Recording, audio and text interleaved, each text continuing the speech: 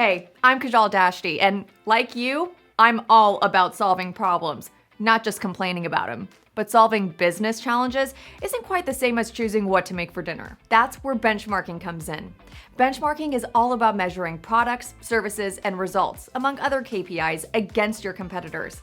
Benchmarking tackles questions like, how does your business measure up to similar ones? Where is your room for improvement? Why does your competitor's coffee taste so much better than yours? Benchmarking can answer all of these questions and more. Well, we don't know about the coffee part, but benchmarking is not black and white. Did you know that there are 7 different types of benchmarking for businesses? Before you run away and panic, sit back down. I'm here to break them all down for you. And trust me, it's not as complicated as you might think.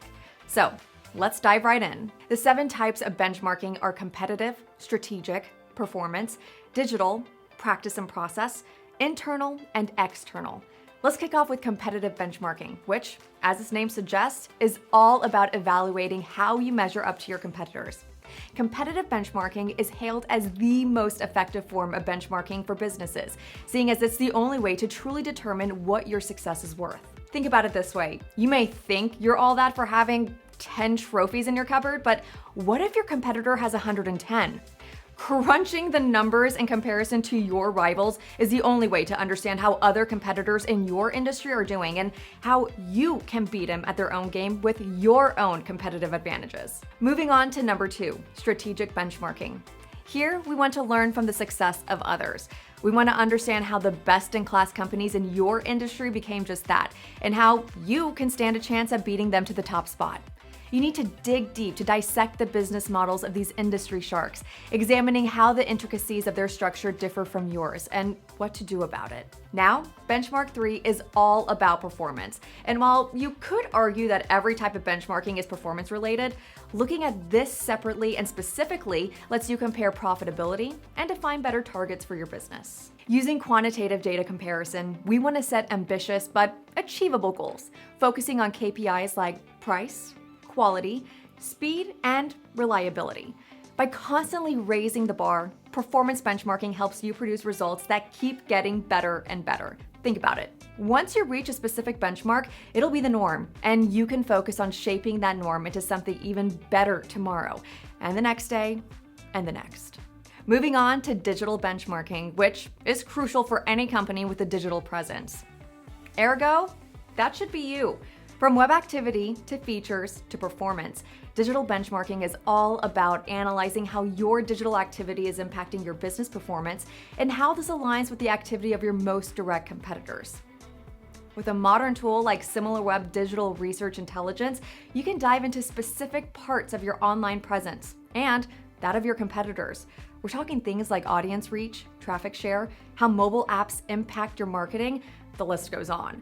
You can even compare and analyze campaign types to see what's working, what's not, and where you should be focusing your efforts. Moving on to number 5, practice and process benchmarking. How does your company get things done, and how can you do it better? By mapping your internal processes and comparing workflows, you can set better standards for your people based on what yields the best results. For example, you might think meetings are boosting your productivity, but what if they're achieving a little more than robbing your team of precious time? This type of benchmarking can help you understand how valuable meetings really are, so you can boost motivation, productivity, and ultimately, results. Next up is internal benchmarking, which is all about improving efficiency and boosting your business's capacity. Here, we ask questions like, how much time do your team spend on tasks, compared with how much revenue they generate? With insights like this, you can optimize workflows, set realistic expectations for your people, and so on. And last but certainly not least, we've got external benchmarking, proving that the grass really is always greener on the other side. As the name suggests, external benchmarking sets the reference point outside of your business's borders. While competitive, strategic, and digital benchmarking are all essentially forms of external benchmarking, you'll usually find that they can all be applied internally. External benchmarking is highly specific in that it helps you compare your internal processes, performance metrics, and more against those of your competitors. I know what you're thinking. How do I access that kind of data?